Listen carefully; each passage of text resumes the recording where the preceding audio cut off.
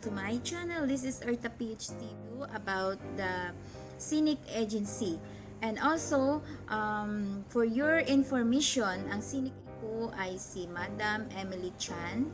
Siya po ay meron din po siyang charity. So ngayon guys, matunghayan natin yung interview ko kay Madam Emily about sa kanyang agency and about sa kanyang charity po siyang pumupunta po sa mga affected area po at nagbibigay ng tulong. So ipapakita ko dito din po sa video ito yung mga certification niya about sa kanyang siya na para tumulong.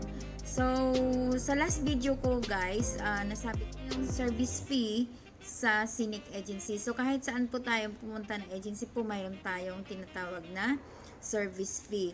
So yan po guys, ang service fee na yan ay napupunta yan sa mga pag-asikaso niya ng ibang mga documents natin. Like me, siya po nag-asikaso ng NPI ko, and then yung releasing ng yung pagkuha po ng sa police clearance para makakuha ko dito ng police clearance sa Hongkong. And then yung pag-release po, yung mga ibang documents, siya na rin po yung nagpipick up. And then yung siya na rin po yung nagbabayad po doon sa biometrics natin at saka sa ating visa fee.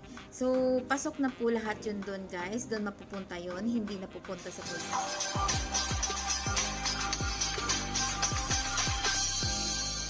My name is Emily Chan, the agency, and the reason why I have this agency because in my heart I want to help yung mga ng bagyo sa Pilipinas. So some of my income, some of my applicants in Canada that they are already there, they also help me to support my voluntary charity.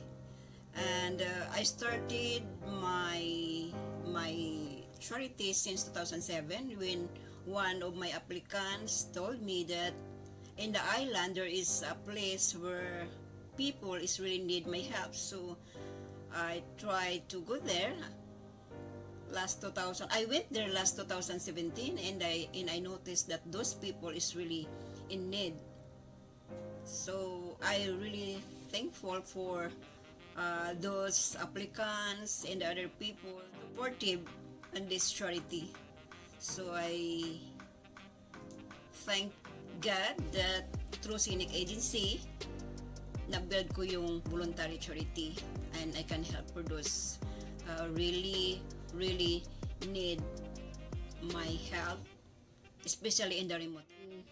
Sa lahat ng mga viewer, if you want to apply in our agency, we can help you, and you can also help me through this voluntary charity. Last word.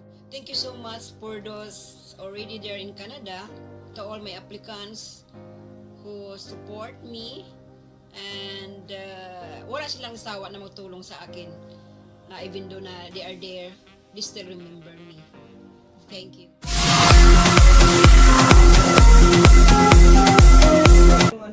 Ito na yung requirements mo, kailangan complete mo ito para na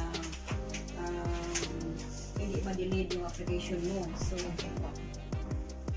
be sure na pagbalik mo dito complete lahat. Okay po. So, kailangan ko lang yung mga back statement ko, yung mga po. Additional lang yun sa requirements mo. Okay po. So, good luck sa application. Salamat po sa